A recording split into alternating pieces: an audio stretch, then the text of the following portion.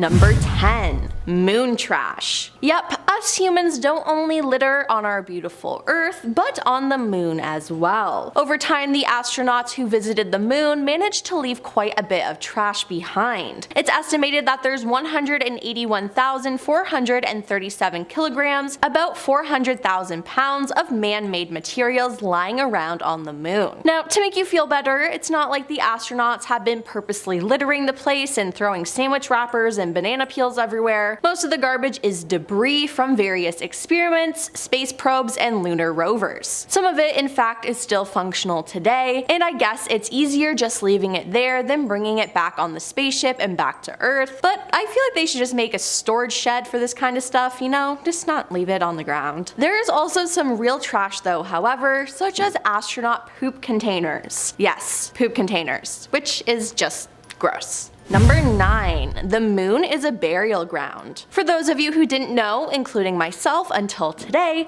there is a dead body on the moon. Well, sort of. Eugene Shoemaker, a famous astronomer and geologist, was something of a legend in his field. He invented the scientific research of cosmic impacts and came up with methods and techniques that Apollo astronauts used to reach the moon. Gene wanted to be an astronaut himself, but was turned down because of a minor medical issue. Throughout his life, this remained his biggest disappointment, but every day he kept on dreaming that he would someday visit the moon. Then, when he died, NASA fulfilled his most precious wish, and on July 31st, 1999, some of his ashes were carried to the moon by the Lunar Prospector space probe in a capsule designed by Carol Porco. Gene is the only person whose remains have been placed on any celestial body outside Earth. The brass foil wrapping of his memorial capsule is inscribed with images of Comet Hale-Bopp, the last comet that he and his wife observed together, the Barringer meteor crater, and a quotation from Shakespeare's Romeo and Juliet, reading, "And when he shall die, take him and cut him out in little stars, and he will make the face of heaven so fine that all the world will be in love with night and pay no worship to the garish sun." His ashes remain there today, scattered amongst moon dust. And I'm not gonna lie, this is really cool. Number 8. Moon shadows. When Neil Armstrong and Buzz Aldrin first walked the moon, they made a jarring discovery. The shadows of the moon were far darker than those on Earth due to the lack of atmosphere. Everything the sun didn't shine directly on was pitch black. Once their foot stepped in a shadow, they could not see it anymore, despite the fact that the sun was blazing in the sky. Now, that sounds terrifying. Although they soon found out they could adjust to the shadows, the constant contrast between dark shadow areas and sunny ones remained a challenge. Things got even stranger when they noticed that some of the shadows, namely their own, had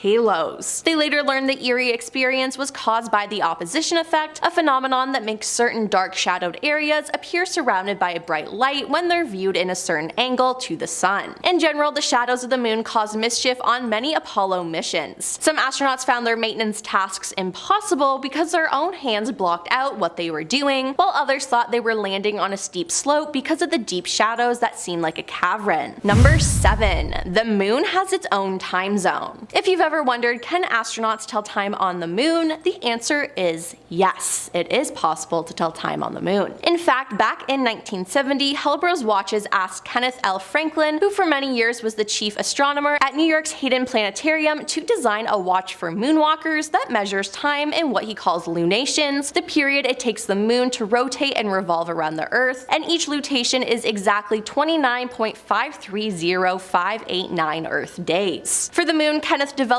a system called the Lunar Mean Solar Time, or Lunar Time, LT. He envisioned local lunar time zones similar to the standard time zones of Earth, but based on meridians that are 12 degrees wide, opposed to the 15-degree intervals on Earth. A lunar hour was defined as a lu hour, and delilune hours, centilune hours, and millilune hours were also introduced. Interestingly, one moon watch was sent to the President of the United States at the time, Richard M. Nixon, who sent a thank you note to Kenneth. The note and another moon watch were kept in a display case at the Hayden Planetarium for several years, and quite a few visitors would openly wonder why Nixon was presented with a wristwatch that could be only used on the moon, and I have the answer. It's It's because it's cool. I mean, you're telling me if you could have a moon watch, you would say no? Number 6. The moon has varying temperatures. If you look on the internet for the temperature data on the moon, you're going to run into quite a bit of confusion. There's little consistency even within a given website in which temperature scale is quoted: Celsius, Fahrenheit, and even Kelvin. The temperature at the lunar equator ranges from an extremely low -280 degrees Fahrenheit, aka -173 degrees Celsius at night, and a very high 260 degrees Fahrenheit, aka 127 degrees Celsius in the daytime. In some deep craters near the moon's poles, the temperatures are always near -400 degrees Fahrenheit, -240 degrees Celsius. During a lunar eclipse, as the moon moves into the Earth's shadow, the surface temperature can plunge about 500 degrees Fahrenheit and 300 degrees Celsius in less than 90 minutes. Number 5. Moon dust. Yes, the moon is dusty. Moon dust sounds cool, but it's actually one of the moon's most surprising dangers. As everyone knows, sand gets everywhere on Earth, but on the moon, it's downright hazardous. Lunar dust is as fine as flour, yet extremely rough. Thanks to this texture and the moon's low gravity, it clings to absolutely everywhere. NASA has experienced numerous problems caused by moon dust. It has eroded astronauts' boots almost completely through and sandpapered their visors. It has traveled inside ships with spacesuits and caused moon hay fever in the poor astronauts that have inhaled it. It's thought that prolonged exposure to the stuff could even cause airlocks to fail and spacesuits to break down. And in case you're wondering, yes, of course, this devilish substance smells like spent gunpowder. Number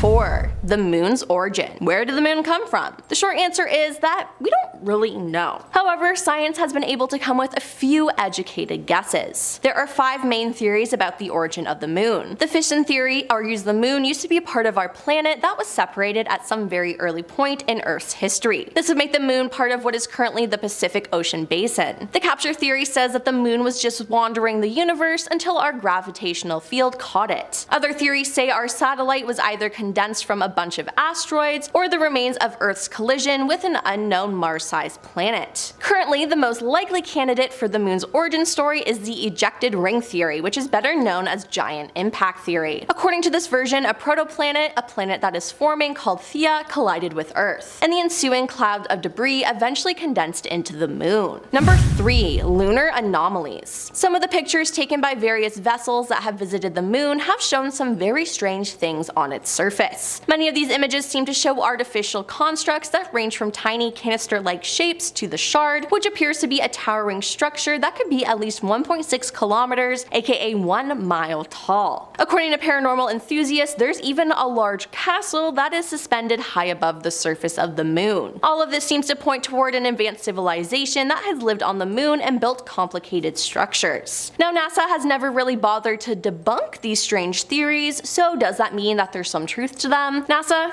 I need answers. Number 2. Moon music. Sound needs a medium to travel, and thus it cannot be heard in the vacuum of space, yet astronauts have returned to Earth with fascinating tales of hearing odd noises while in space, which is terrifying. During the Apollo 10 mission, which was a test run for sending the first men to the moon, astronauts were carrying various equipment with them, which was being tested to withstand space as they were deemed essential for the moon landing. While circling the moon, the astronauts on the vessel heard a certain whistling sort of music. The music lasted for almost an hour and creeped the living daylights out of the astronauts, which rightfully so. One of them described the sound as sort of otherworldly music. On returning to Earth, the astronauts struggled for a while on whether or not to tell NASA and the rest of the world about what they experienced. Later, astronaut Michael Collins, who was also part of the Apollo 11 mission with Aldrin and Armstrong, revealed hearing similar music while on Moon's surface. An engineer from the US Space Agency said that the noises likely came from interference caused by radios within the lunar and command modules. However, Al Worden, an astronaut on Apollo 15,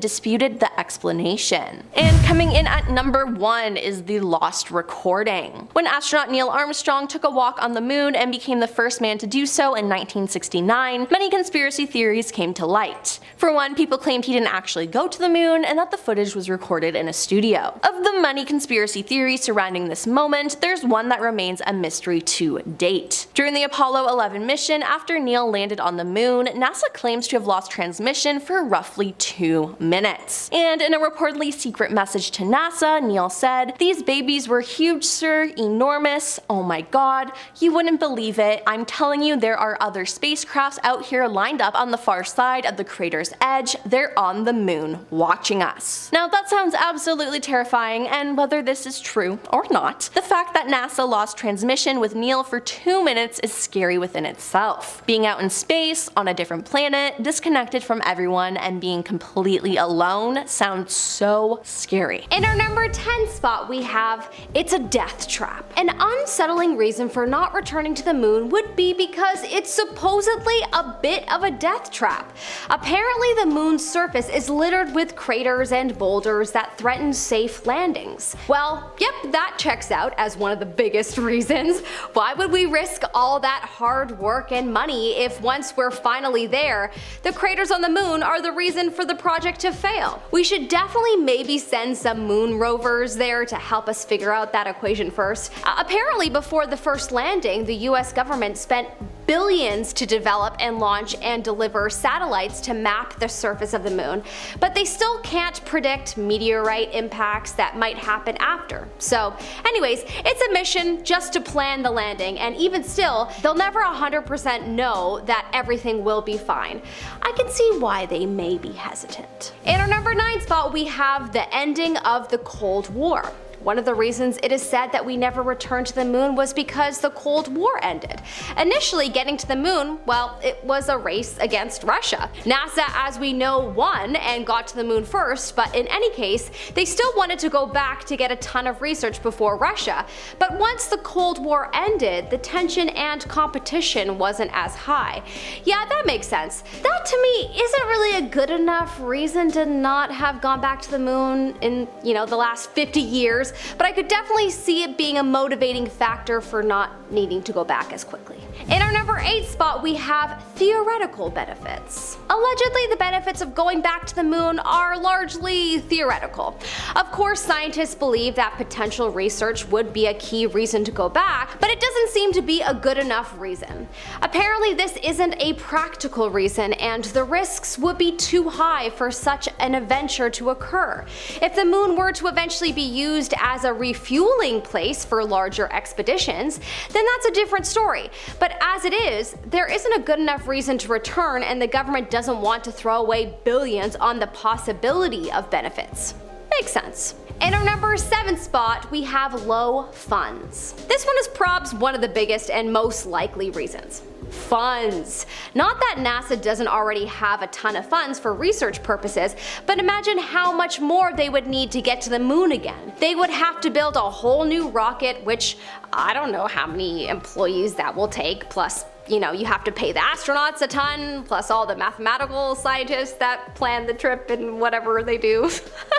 I don't work at NASA, okay, so I have no idea how many employees this expedition would require, but my point is that a lot of time will be needed and therefore a lot of moolah. Probably one of the biggest reasons why the presidents aren't backing another landing because of how much money from people's taxes it will require. But it is curious why only approximately 0.4% of the US federal budget gets given to NASA these days, when back in the 60s, NASA was receiving around 4%. So anyways, this low budget reasoning makes sense, especially if NASA can't show a clear profit margin from doing the trip. The government is not going to want to contribute to this. In our number 6 spot we have aliens reside on the moon. This is a fun theory, and one that China almost thought to be true with their U-2 moon rover discovered a mystery hut on the moon earlier this year.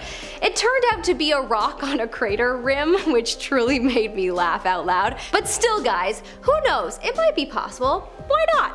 We can't be the only living creatures in the universe. Also, anyone remember Neil Armstrong apparently commented on seeing big, enormous creatures on the moon? Even though he denies it, NASA employees confirmed that they heard him talk about them, so it's very possible that we aren't returning to the moon because of the enormous moon aliens. Who knows? In our number 5 spot, we have aliens on Earth. This is another fun theory as, hey, we all don't know what's happening in Area 51 and all the underground secret bases of the world, so maybe there are aliens on Earth persuading us to not go back to the moon. There have been many reports of the gray people in the underground bases, and then of course the reptile people are a popular point of discussion.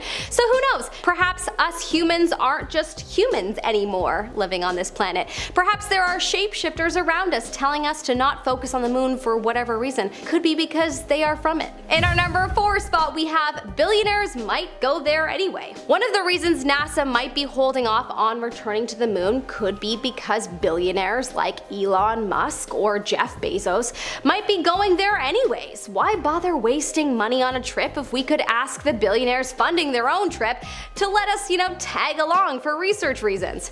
I'm sure NASA could buy a seat on their spaceship. It's probably more affordable than spending the money to build their own ship and pay their own employees. Makes sense to me. In our number 3 spot, we never went in the first place. Well, obviously this is a popular one in the online forum chat rooms. The infamous debate. Did we even go to the moon ever? Or was it filmed in a Hollywood studio? Well, look, I guess it could be possible. They could have a Hollywood-style studio in Area 51 where they filmed it, and then none of the employees would say anything because they've already sworn to secrecy anyway. Or perhaps their memories could have been wiped and they wouldn't remember anyway. This would be quite unsettling if true, but I honestly don't think we'll ever know for sure.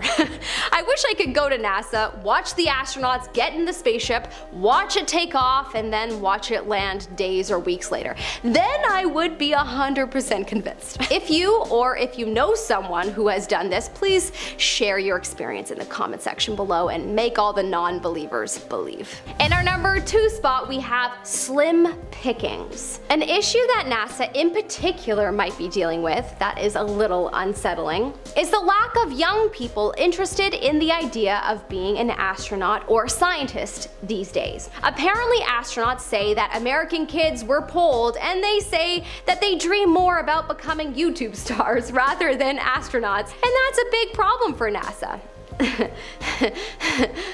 Not to mention that we now live in a society of kids that want the quick fix success route and don't know the value of working hard. Apparently the average person that works at NASA's Johnson Space Center is closer to 60 years old. Yikes. NASA astronaut Rusty Schweickart was quoted as saying, "That's not where innovation and excitement comes from. Excitement comes from when you've got teenagers and 20-year-olds running programs. When Elon Musk lands a rocket booster, his whole company is yelling and screaming and jumping up and down." Honestly, it makes sense. Young people aren't, worn out yet and still see life in so much color, and that is what is required for new creative ideas to flow. In our number 1 spot, we have political reasons. Political reasons? Pfft. Why is it always about politics? Well, apparently this is the number 1 reason that NASA has not returned to the moon. Apparently this reasoning has been spoken out quite often over the last while. In 2019, NASA's administrator, Jim Bridenstine, reportedly said that, quote, "If it wasn't for the political risk, we would be on the moon right now. In fact, we would probably be on Mars." There is much speculation as to what the heck that means, but perhaps another country with more power than the US might have a hold on them? Or, by political risk, do they mean that it would be such a large spend of people's tax dollars that it may be hard for one party to be re-elected? In any case, that statement is so vague, and the people should really be harder on NASA to just, tell the truth. It's one thing if we're not going there because it's not necessary. It's another if we're not going there to be strategic for election time. Starting off this list in our number 10 spot, we have the Mystery House. This is a pretty recent weird discovery that was made in November of last year by the China National Space Administration rover Yutu-2. This rover travels around the far side of the moon, exploring and giving us insights into what lies beyond our point of view. This rover has been traveling through the 186-kilometer wide Von Karman crater, and this is when the rover ended up spotting what appeared to be a sort of cube-shaped unidentified object, which is now being referred to as a mystery house. The rover is now on its way to investigate further, but we don't yet quite have the answers to this mystery. When the mystery house was first spotted, it wasn't exactly far from the rover, as it was only 80 meters away, but that does not mean the rover can get there quickly. The approach for this rover is expected to take somewhere from 2 to 3 lunar days, which is about 2 to 3 months in Earth time. This is because the rover moves quite slowly, and the path to explore this cube object is not a clear one. While we patiently wait for the answers, we can always speculate. Drop a comment down below with your best guesses, and who knows, maybe we'll come up with the next viral conspiracy theory. In our number 9 spot today, we have the green gel, another discovery that was made by the Yutu-2 rover, which first made its lunar landing in February of 2019, came in August of that year. On Lunar Day 8, which began on July 25th, the rover was doing its thing, finding its way through an area that was filled with a bunch of small impact craters.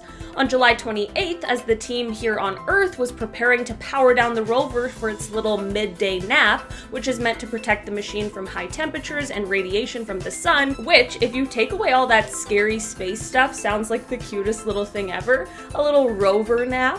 But anyway, as this thing's getting ready for its little rover nap, one member on the team was checking over some images that were taken by the rover's main camera, and that's when they spotted a small crater that seemed like it contained some sort of material that had a color and a sort of luster that was significantly different from the lunar area surrounding it. The team then changed the plans they had for the rover and decided that instead of going west, which was next on the schedule, they instead would take a little detour to go and check out this mystery material. The rover carefully made its way over to the crater and examined it with both its visible and near-infrared spectrometer, which is a thing that detects lights that are scattered or reflected off of material, which helps to reveal what they're made up of.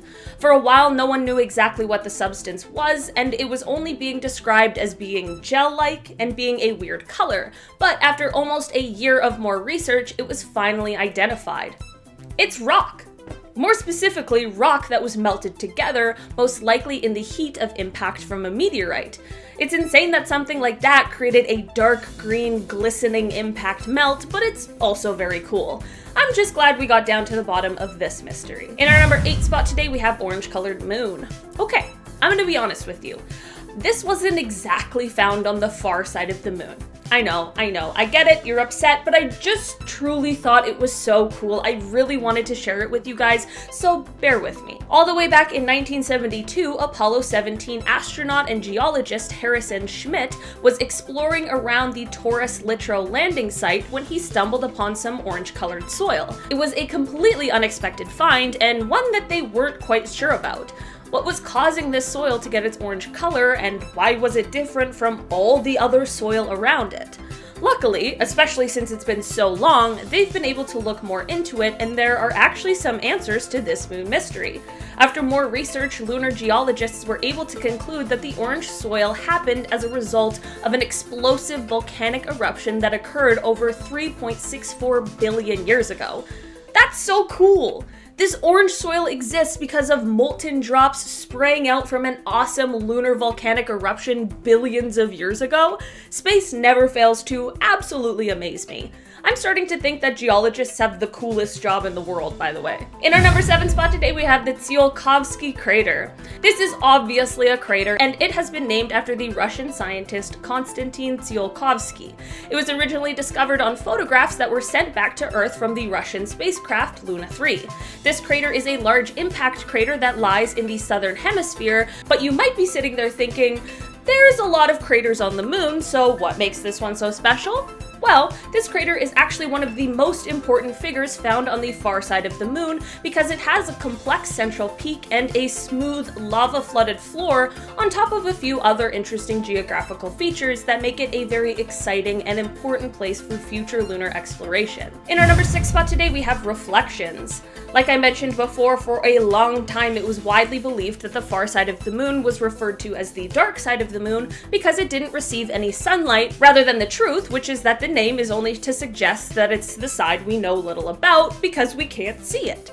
That is why this discovery was a bit of a shock to some people. Not only is the far side of the moon not dark and does receive sunlight, but the far side of the moon actually reflects more light than our near side.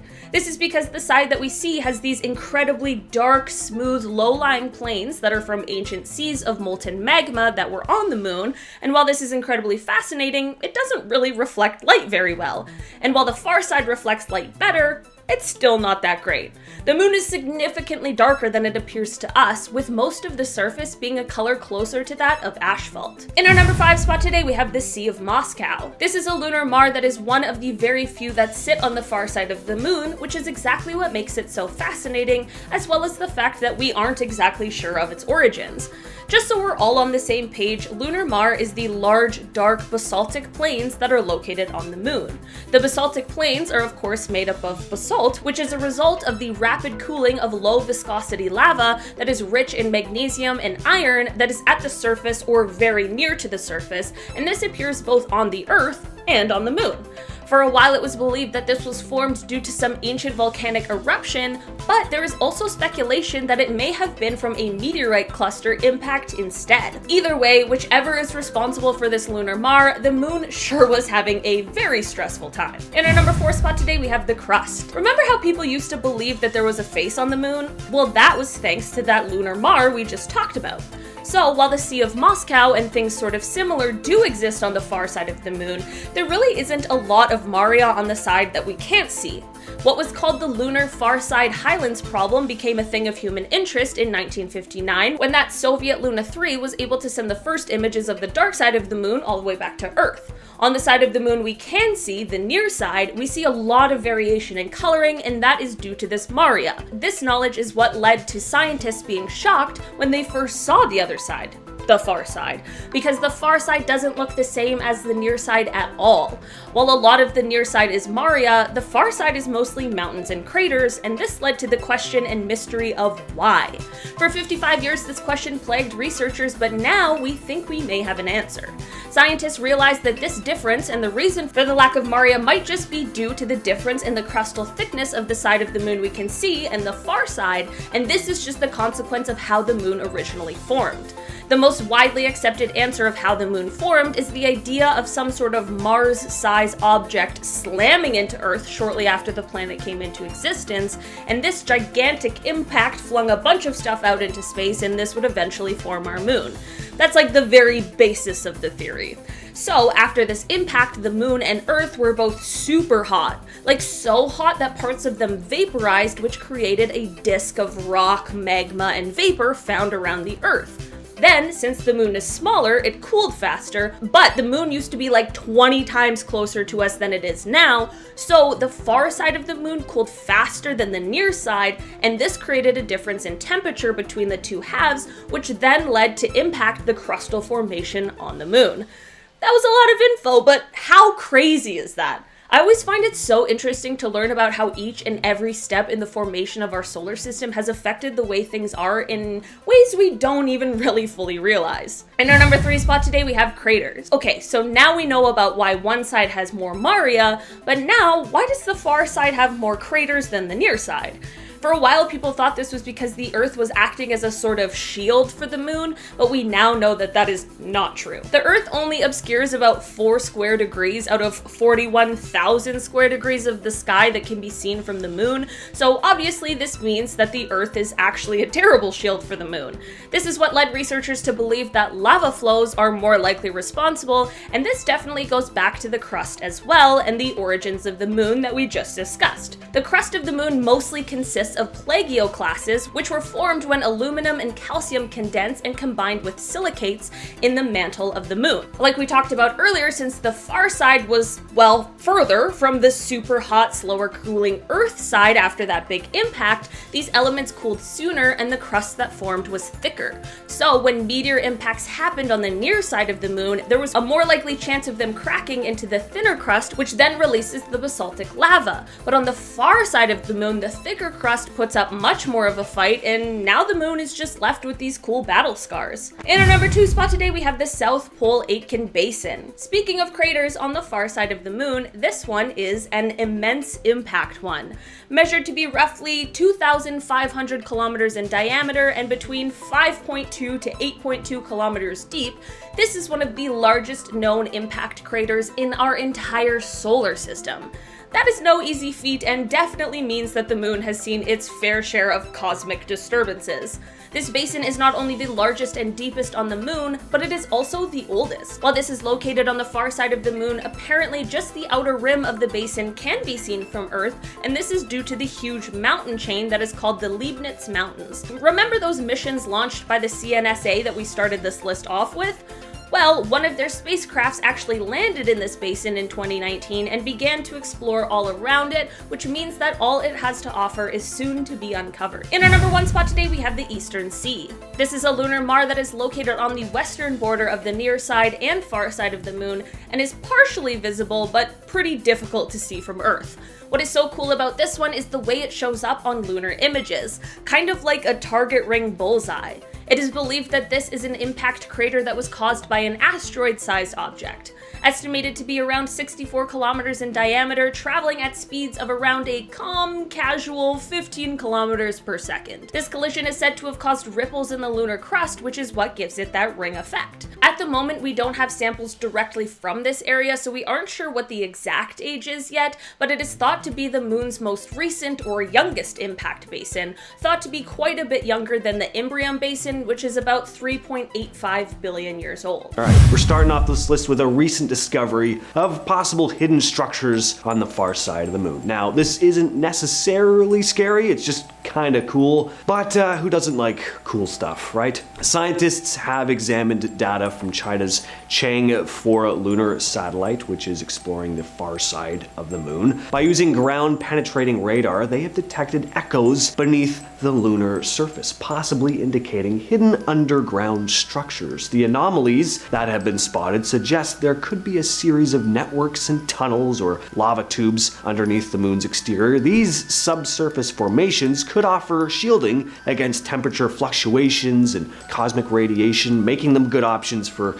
future human habitation on the moon, because, who wouldn't want to leave the luscious forests and bright blue sky right here on Earth to go live in tunnels deep beneath a dark, desolate, rocky mass. Number 9, the strange substance. China's Yutu-2 rover, a part of the Chang'e 4's mission, discovered an unusual gel-like substance on the far side of the moon. The rover came across this material in the von Karman crater. It was found within a small impact crater, with the substance's appearance and color standing out from the surrounding lunar soil. The discovery was made during the rover's exploration of the lunar surface using its visible and near-infrared spectrometer, or VNIS. But as to what the substance is, we're still not 100% certain. Several possibilities were proposed by scientists, including the idea that it could be melted glass formed by the heat of a meteorite impact, or it might be linked to the moon's volcanic activity. The Yutu-2 rover had been active since early 2019, conducting various scientific observations on that far side of the moon. Number 8, the Mystery Cube. In 2021, China's Yutu-2 rover was traversing the moon when it spotted this far off in the distance, this image here. People were pretty confused when this image was released, saying it looked like there was some kind of hut or like cube on the surface of the moon. For a while, we weren't sure what this object was. Was it an alien spacecraft? Was it some kind of ancient shack? A monolith, similar to the one in 2001, A Space Odyssey, perhaps? I do hate to disappoint you all, but the answer is far less fantastical than all those wild ideas. On closer inspection, it turned out that this mysterious cube was nothing but a rock. It's a moon rock, so it's still something. It's apparently really huge too, but not a highly advanced space cube. In fact, it wasn't even in the shape of a cube at all, but for a while, people's imaginations were acting up. And we're back to China's Yutu-2 rover again with another discovery. This time, 2 mysterious glass spheres were spotted on the far side of the moon. These objects stuck out like a sore thumb as they glistened against the dry, dusty landscape of the moon's surface. It was an odd find because the objects looked perfectly spherical. They almost looked like a pair of large glass candle holders, at least to me anyway. Scientists aren't sure exactly how these formed, but they hypothesize they could have been created from like a high-speed impact with a meteorite. Number 6. The UFO. This incident occurred on the Apollo 16 mission, NASA's 5th successful trip to the moon. After the Apollo 16 mission, astronauts John Young, Thomas Mattingly, and Charles Duke were beginning their return trip when they captured about 4 seconds of footage, and in it they spotted whatever this is. It appears to be a saucer-like object hovering above the moon. Looks like a UFO to me, like a classic UFO, I might add. Looks like something right out of a 1950s B-movie, and it's got that like dome shape. The footage was shot with a 16mm motion picture camera, shooting at 12 frames per second from a command service module window. I've always wanted to have a UFO experience, and going to space, also a dream. Be a little bit scary, but I still want to do it. So, I don't know, spotting something like this while on a return trip from the moon, I would just never be able to stop talking about it. I very much want the world of Star Trek to be a reality, so seeing an alien spacecraft, that's a step in the right direction, unless they mean to do us harm, but I don't like to think about that. Next up, we have alien bases. So Scott Waring is an extraterrestrial researcher, self-proclaimed. He's definitely an enthusiast though. He's made some pretty bold claims about the presence of alien life, including moon-related stuff. He has tons of videos zooming into craters on the moon, spotting strange shapes that he describes looking like structures or crafts of some kind, too out of place to be natural rock formations. He's claimed that many of the structures he's spotted have conveniently disappeared on subsequent scans of Google Moon, which according to him points to the fact that some of these things are being erased in order to hide the truth from the public. One of his finds is this strange shape here though, found on the far side of the moon in the Zeeman crater. Certainly an interesting formation. It looks to be perfectly rectangular, almost like it could be an entrance to some sort of underground base, which is exactly what he and other conspiracy theorists believe it to be. What do you think though? Is this just a natural formation, a case of paranoia, or could this actually be some sort of alien or man-made structure? Pareidolia, by the way. Is it a case of pareidolia, not paranoia?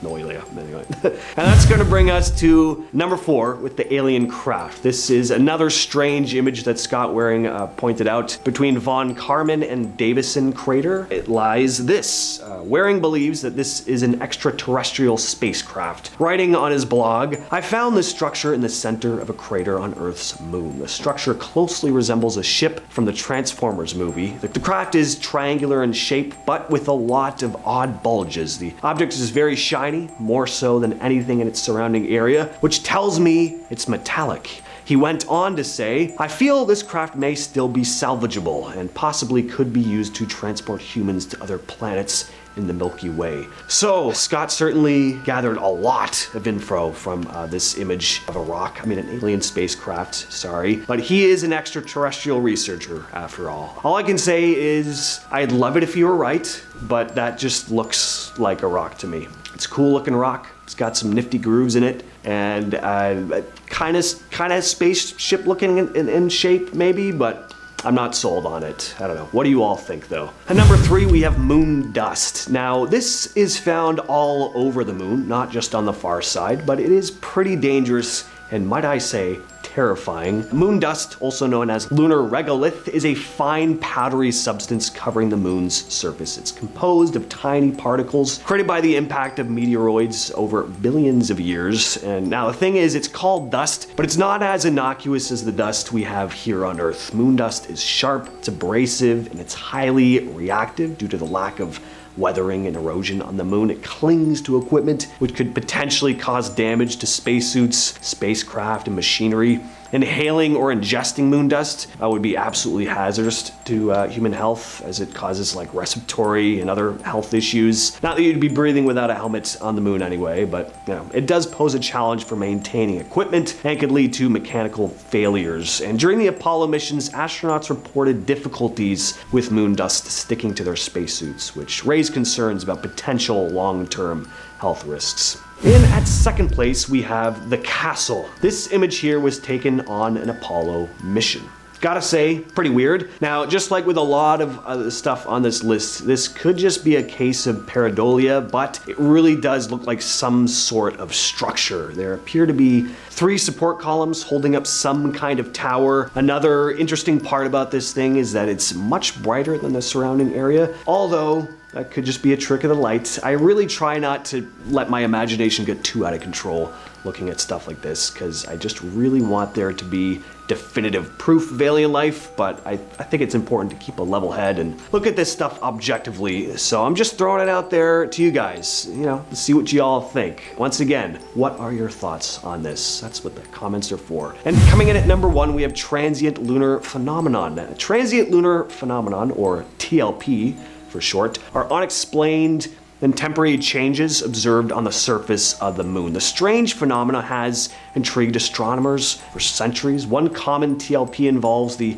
sudden appearance of glowing or like colored patches on the moon, which can last for minutes or even hours before fading away. Scientists have proposed a number of theories to explain these weird glowing shapes, but none have been fully confirmed. One hypothesis suggests that outgassing, the release of gas from beneath the moon's surface, might be responsible. This gas could escape because of geological activity or meteorite impacts. The energy released from the impact of a meteorite could create a temporary glow or eject material that reflects sunlight. But this theory doesn't account for the duration and the varied nature of TLP. And some TLP reports date back to the 18th century, and they're hard to study because they're so unpredictable. We don't really just know when it's going to flare up. Astronomers are using advanced technology to try and document and explain what's going on here, but at this point, we still don't know. Alien cover-ups, political obstacles, mysterious substances. These are just a few of the many reasons why the moon may be more dangerous than we think. Well, we gotta start off with what everyone kinda hopes to be the case. Aliens. Either aliens that pose a threat to our safety that we want to stay away from, or aliens that the government wants to cover up. One theory is that during Apollo missions, astronauts encountered extraterrestrial beings or evidence of their existence on the moon. And if that is true, it's pretty awesome for one, but would also have some pretty serious implications for humanity. Implications that NASA and the government may have figured we just weren't ready for yet. Some believe that governments and space agencies have deliberately kept this information from the public to avoid widespread panic. They may have also found advanced technology on the moon they didn't want falling into the wrong hands. There have been testimonies from former astronauts hinting at unexplained encounters, and that's not even mentioning all the supposed whistleblower accounts about secretive government operations with extraterrestrials here on Earth. So the fear of exposing such a big secret may be one reason why astronauts haven't returned to the moon in such a long time. If we really do end up returning in 2026 though, maybe some secrets will finally be revealed, but sadly, I doubt it. So, speaking of the possibility of strange structures on the moon and possible alien encounters, enter Scott Waring. Scott Waring, an enthusiast in all things extraterrestrial, has posted tons of videos and images of things he's spotted in images and videos, including stuff on the moon. He's posted tons of videos on YouTube where he zooms in on lunar craters, pointing out strange shapes that he insists don't fit the bill as just natural rock formations. He thinks they look like structures or even spacecraft. One of his finds is a curious formation in the Zeeman crater on the far side of the moon. It looks to be a rectangular type of shape, almost too perfect to be anything but artificial, according to him anyway. Waring and other conspiracy theorists have speculated that it could be an entrance to an underground alien base. It kind of see looks like steps there, right?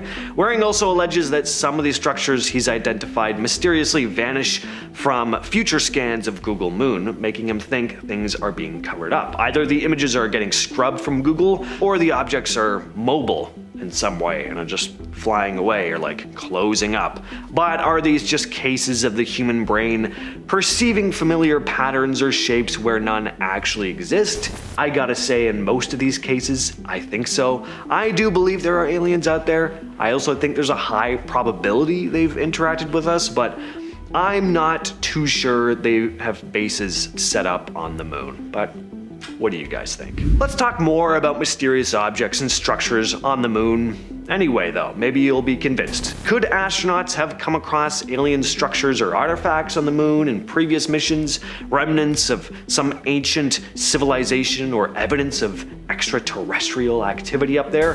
There have been other anomalies captured in photographs from the Apollo missions. Unusual shapes and formations that look to be artificial rather than natural. Again, if stuff like this was found, governments and space agencies might be hesitant about returning to the moon out of fear of what they might find. Uncovering evidence of past or present extraterrestrial civilizations could be dangerous. We may just not want to poke the bear until we're ready to deal with it, which is why we haven't had a plan in motion to return until now. One example of odd structures on the moon is this image here, which was taken on an Apollo mission. Formation is often referred to as the castle. This is probably the image that got most people thinking about possible alien structures on the moon. It does kind of look like three pillars or columns holding up what looks to be a tower. And what's intriguing is that this structure looks brighter than its surroundings. So again, what do you think? Is this just a trick of the light, or could it be something more? Here's a weird one. So anyone a fan here of mystery goo? Feel like that's something you want to mess with? No? Well, apparently there's some on the moon. China's U2 rover, part of the Chang'e 4 mission, made a strange discovery on the far side of the moon. It was a weird jelly-like substance. This strange material was found inside a small crater called von Karman, and it looked different from the usual dusty lunar soil surrounding it. The rover stumbled on it when it was busy exploring the moon's surface using its visible and near-infrared spectrometer, or VNIS. And we're not entirely sure what this stuff is. Scientists have thrown around a few ideas, of course. Some think it could be glass that melted when a space rock crashed into the moon, but it could also be alien spit. I'll just say alien spit. I want to go further with that, but you know. The U2 rover started poking around on the moon in 2019, collecting data on the far side where astronauts have never set foot, and that just makes this discovery a lot more interesting. Another possibility about why we haven't gone back to the moon in such a long time is that astronauts could have encountered unforeseen hazards or some other type of phenomena during previous missions. Something that's not necessarily alien, just strange. Space is of course full of dangers, from radiation and microgravity to meteoroid impacts and solar storms. It's possible that Apollo astronauts encountered threats beyond what they were prepared for, and quite possibly beyond what they could even explain. So this one is a bit more esoteric, I know, but I'm just throwing some ideas out there. They may have seen something they just couldn't wrap their heads around. Horrifying, but beyond recognition, almost Lovecraftian. Something that made them never want to return. Of course, other than that though, there are the more well-documented dangers, like the harrowing experiences of Apollo 13, which narrowly avoided disaster after an oxygen tank explosion. There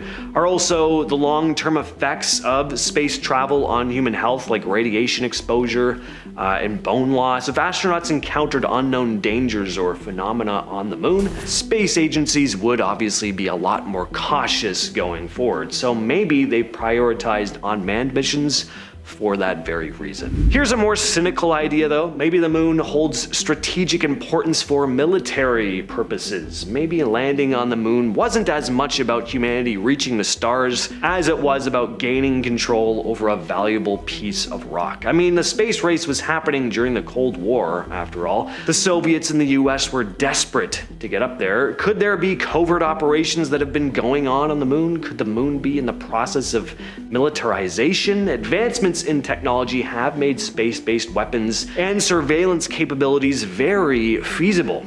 If governments have indeed set up military installations on the moon or are planning to do so, the implications would be huge. And because of how sensitive military operations are and the potential for geopolitical tension, governments may be reluctant to publicly come forward and disclose their activities up there on the moon, not wanting to reveal any classified information. Probably the most likely explanation for me, though, is this one: money. The allure of returning to the moon is, of course, undeniable, but I mean, it all comes down to what's practical in the end, right? Funding is one of the main challenges for space exploration in general. There have been advances in space technology, but the cost and complexity of lunar exploration are still big obstacles, particularly for cash-strapped space agencies facing competing priorities and budgetary constraints. Developing the necessary spacecraft, habitats, the propulsion systems for long lunar missions requires a lot of investment and innovation. The long-term sustainability of, say,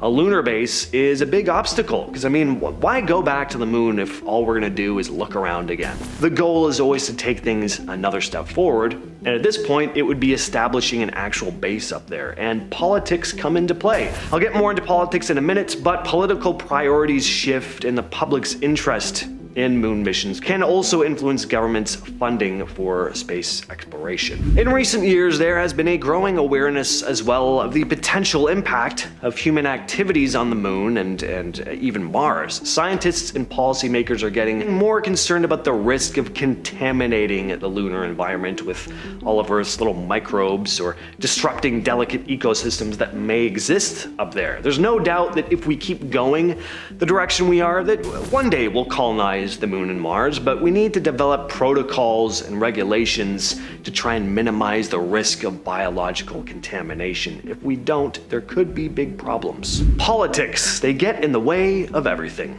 As more countries get involved in space exploration, working together becomes even more important. But tensions between countries and different national interests can make forming partnerships tough. Issues like who owns the technology, how resources are shared, and how information is exchanged can all cause problems, especially among countries with their own space plans.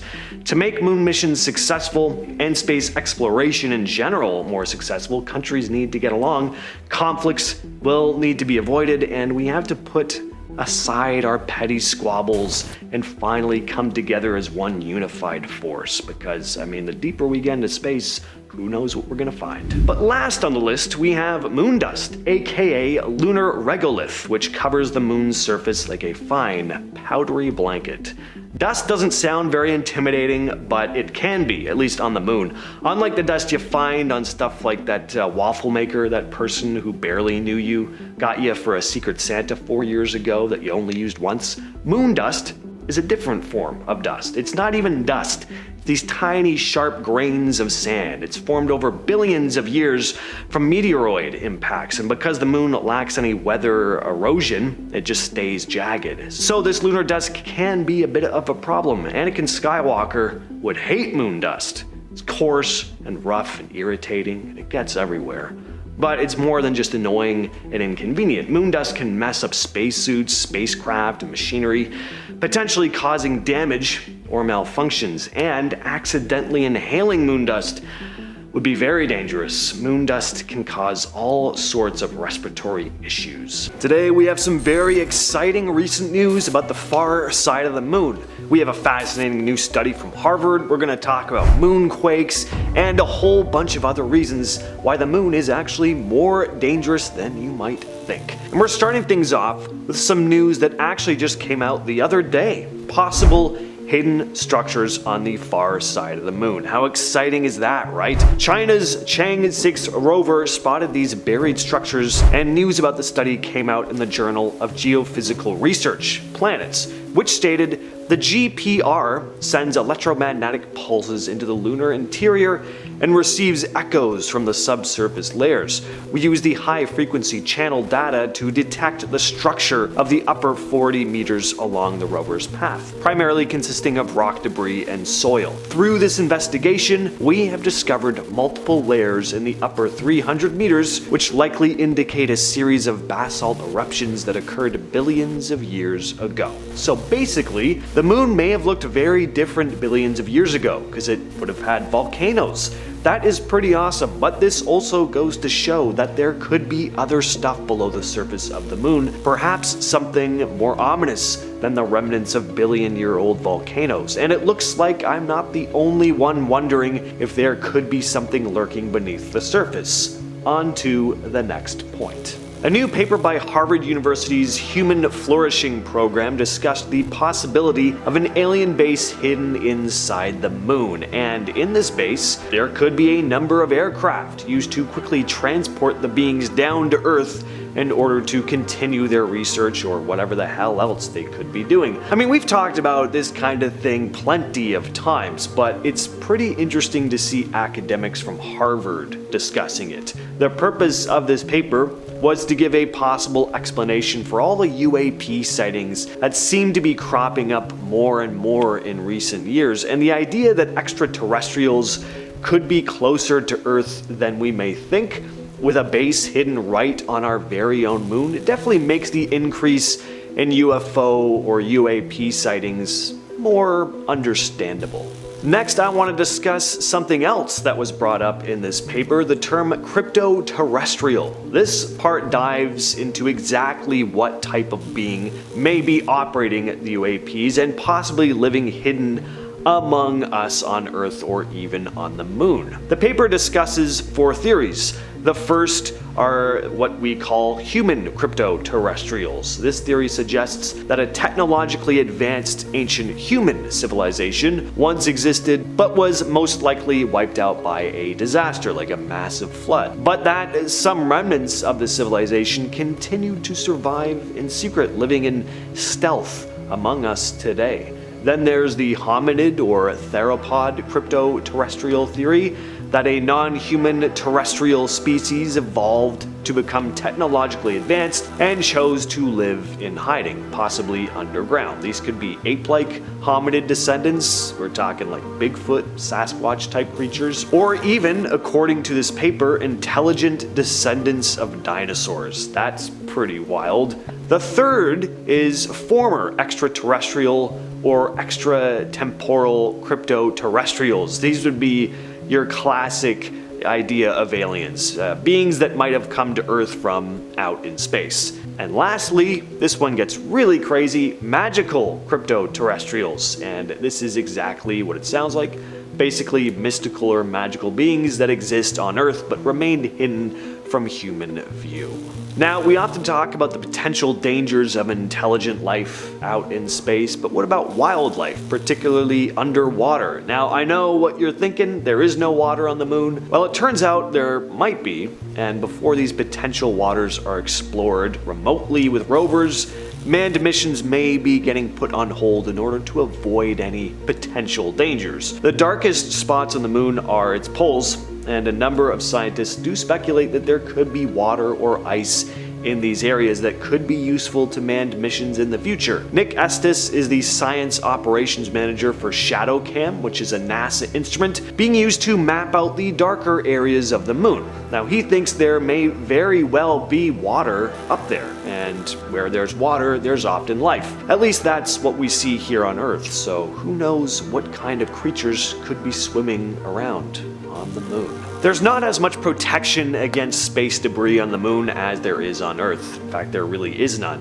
and this is also quite a problem. Micrometeorites are tiny particles of rock and metal that zip through space, and even though they're small, they can cause damage when they collide with something because of how fast they move, sometimes at speeds of tens of thousands of miles per hour. Now, on Earth, we're protected from these micrometeorites by our atmosphere.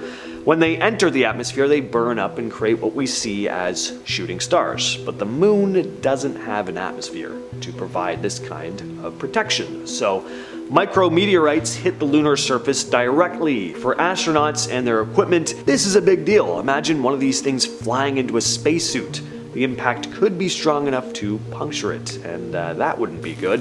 They could also, of course, damage equipment, so having a lunar base set up isn't as easy as it might seem. Maybe that's why the aliens built theirs below the surface.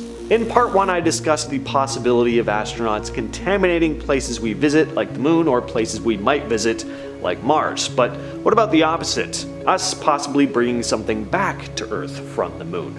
We've never done any prolonged missions up there, so who knows what kind of deadly pathogens could be lurking on the moon that are just invisible to the naked eye. When we think about deadly pathogens, we're usually talking about viruses, bacteria, or other microorganisms that can cause disease. On Earth, we've seen how dangerous these can be, but what about on the moon? Even though the moon isn't known to support life, there's still some concern about pathogens. First of all, who knows if germs brought from Earth could interact with the moon in some unexpected way and possibly even mutate.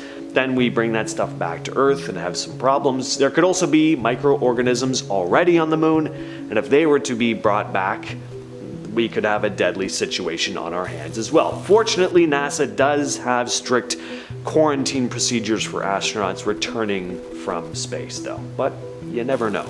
Speaking of the moon getting you sick, let's talk about lunar hay fever. This was something astronauts described feeling on the Apollo missions. Lunar hay fever is a term used by astronauts to describe their reaction to lunar dust. When Apollo astronauts visited the moon, they found that the fine, powdery dust on the lunar surface could be a real problem. When astronauts return to their lunar module after a moonwalk, they often bring this dust in with them. The dust sticks to their suits, and because it's so fine and sharp, it gets into everything. Once inside the lunar module, the dust can become airborne and be inhaled. Now, we talked about this in part 1 already, but I didn't really get into the first-hand accounts of what this stuff can do and the effect it would have on their bodies. Astronauts reported symptoms similar to hay fever, sneezing, nasal congestion, sore throats, and even itchy eyes. This reaction was due to the dust being extremely coarse and abrasive. All these tiny little sharp particles caused physical irritation.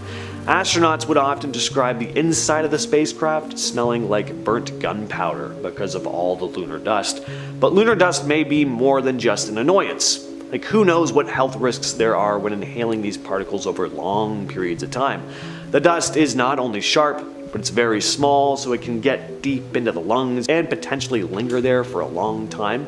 Kim Priss, a pulmonary physiologist from the University of California, stated that, quote, particles 50 times smaller than a human hair can hang around for months inside your lungs. The longer the particle stays, the greater the chance for toxic effects. So that's a lot of fun. Astronauts also have to worry about moonquakes. These are exactly what they sound like. They're basically the moon's version of earthquakes. The moon doesn't have tectonic plates like Earth, but it still has quakes. They're just caused by different things. You have a few different categories of moonquakes. There are deep moonquakes. These occur about 500 to 750 miles below the surface and are actually caused by tidal forces from Earth's gravity, which is kind of cool.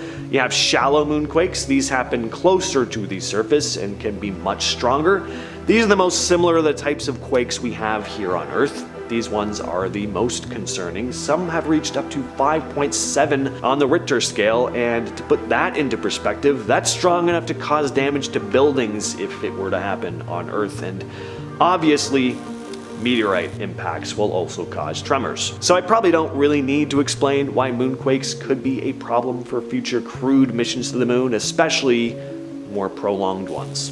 It seems like the moon also just doesn't really like our company very much. It's slowly distancing itself from us day by day. It gets about 3.8 centimeters further away every year. Now, this may not be a reason as to why NASA hasn't been back to the place in decades, but it is sort of an unsettling fact about the moon. Now, 3.8 centimeters per year, may not sound like very much, but over time it can have some significant effects. The moon's gravity is the main force behind Earth's tides. As the moon moves further away, its gravitational pull on Earth weakens. This means our tides will become less dramatic.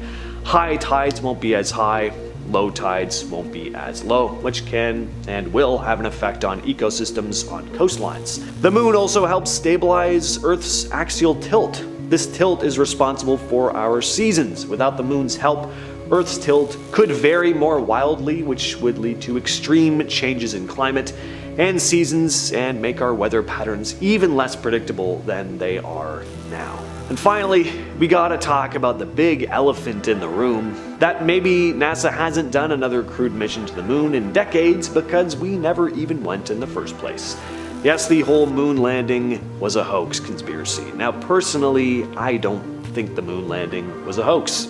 I have more faith in humanity and our abilities, and I just find this conspiracy just kind of pessimistic. But it is a conspiracy that's talked about a lot, even in the comments of part 1, so I'm bringing it up now. The idea here is that, of course, it's pretty simple. The space race was in full swing. The Soviets and the USA were desperate to prove their technological superiority, but both being unable to make a moon landing happen, one country decided to head to a soundstage and fake the whole thing. The Apollo 11 mission, the first time astronauts landed on the moon. Is there more to the story than what we've been told though? Don't worry, I'm not getting into fake moon landing conspiracies. Instead, I'm talking about something strange that happened on the moon that was never officially publicized. In 1969, Neil Armstrong and lunar module pilot Buzz Aldrin reported receiving these strange radio signals while they were on the moon. The signals were unlike anything they'd encountered before, and NASA has never fully explained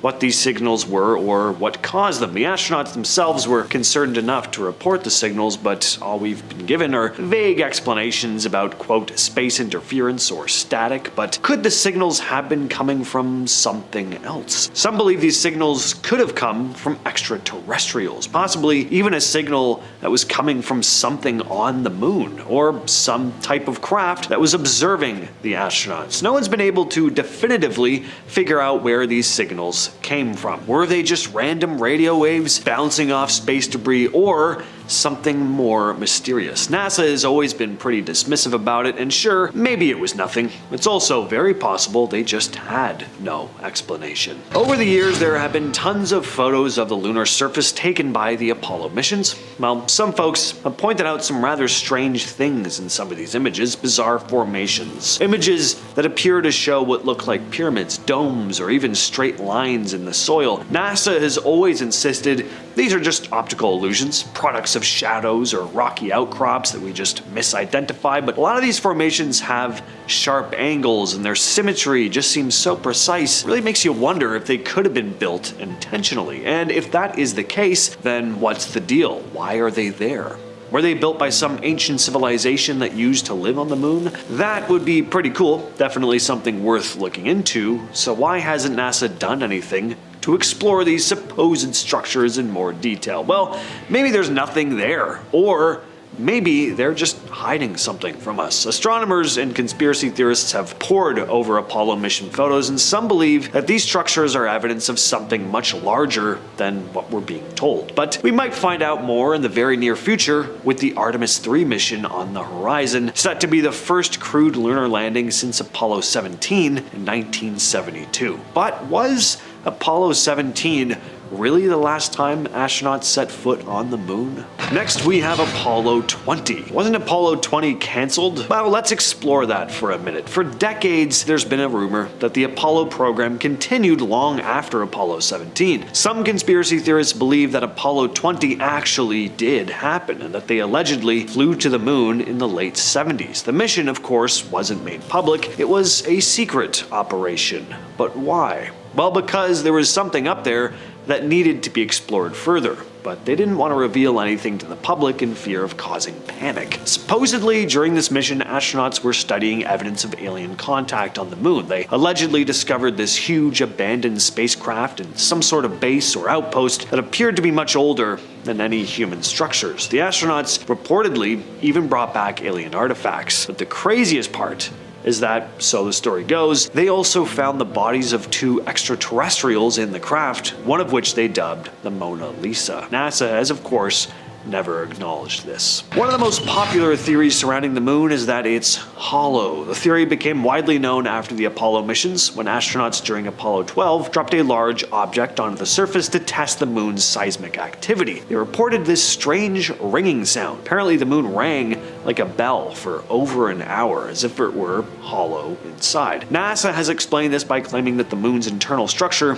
is just different from Earth's, to dumb it down significantly, but some people still find this strange. The explanation doesn't really account for the ringing that was recorded. One article from 1970 even described it sounding almost like a gong. So what the hell happened? Could it really be that the moon has a hollow core? There are even conspiracies that the moon was placed there intentionally and is some kind of artificial object. This hollow theory has never been properly investigated, at least not that we know of. But this isn't the only sign that the moon could be hollow, or at least partially hollow. So this is a more recent one. Scientists working with China's Chang'e 4 mission had been studying the far side of the moon, and they found something interesting beneath the surface. Using ground-penetrating radar, they detected strange echoes, as if there were hollowed out sections underground. Now, I don't want to jump to conclusions, but I will make quite a leap here. Does this mean there could be hidden underground structures on the moon? Well, maybe, but what's a lot more likely is that at the very least, there could be tunnels or lava tubes down there, and that's pretty cool because tunnels could be very beneficial for future moon missions. For example, lava tubes could protect astronauts from the moon's extreme temperature swings and radiation from space. On the surface, temperatures fluctuate. During the day, it can be